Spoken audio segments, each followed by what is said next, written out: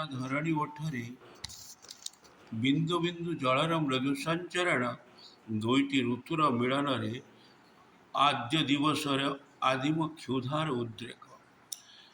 ରଜସ୍ୱଳା ଧରଣୀ ରାଣୀର ପରିପାଟି ପରିବର୍ତ୍ତନରେ ନବୀନ ଆଶାର ସଞ୍ଚାର, ସୃଜନର ସମ୍ଭାବନାରେ ବିମୋହିତ ପ୍ରାଣୀ ସକଳ ପ୍ରକୃତିର ଖେଳକୁ ଅବଲୋକନ କରି ମାଟିର ପ୍ରୀତିରେ ମଗ୍ନ ହୋଇ ସ୍ୱାଗତ କରନ୍ତି ମୌସୁମୀକୁ।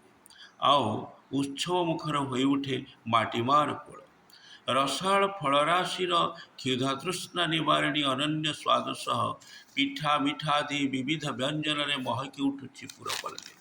ଆମ୍ବ ତୋଟାରୁ ଭାସି ଆସୁଛି କୁଆରୀ କଣ୍ଠରୁ ସଙ୍ଗୀତର ମୂର୍ଚ୍ଛନା। ନୂଆ ଋତୁ, ନୂଆ ଆଶାରେ ପୁଲକିତ ମନପ୍ରାଣ।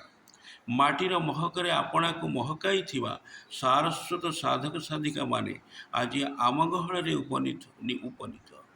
ଜ୍ୟେଷ୍ଠର କଷ୍ଟକୁ ଭୁଲିଯାଇ ଆସନ୍ତୁ ଭିଜିବା ଅନୁଭବୀ କବିମାନଙ୍କ ରଜ କବିତାର ଛନ୍ଦରେ ଛନ୍ଦରେ, ଆଷାଢ଼ର ବରଷା ବିନ୍ଦୁରେ, ରଜଡୋଳିରେ, ପାନଡାଲାରେ ଆଉ ତାସ ବାଲିରେ।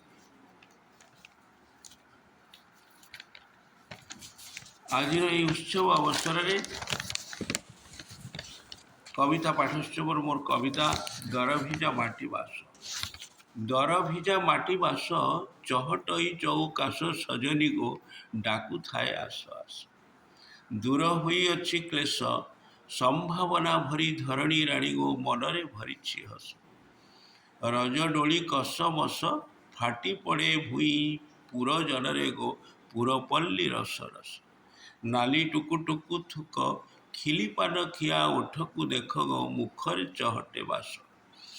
ଗୁଡ଼େଇ ବାଗୁଡ଼ି କଷ, ଝାଳ ଲାଳ ଖେଳି ଯୁବା ସକଳ ଗୋ ବୁଢ଼ା ବୁଢ଼ୀଙ୍କ ତାସ। ପାଦେ ଅଳତାର ଧାର, ଗଭା ମଲ୍ଲି ଫୁଲ ମଞ୍ଜୁଳ ହାର ଗୋ କି ସୁନ୍ଦର ଏଇ ଦୃଶ୍ୟ। ମନ ହୁଏ ଖସ ଖସ, ବିଦେଶୁ ଫେରନ୍ତି ନାଗର ବର ଗୋ ଆଷାଢ଼ରେ ମଧୁମାସ। ଆମ୍ବ ସପୁରି ପଣସ, ତାଳସଜ ଜାମୁ ଡୋଳ ସପେଟା ଗୋ ଭୋକ ଶୋଷ କରେ ବସ।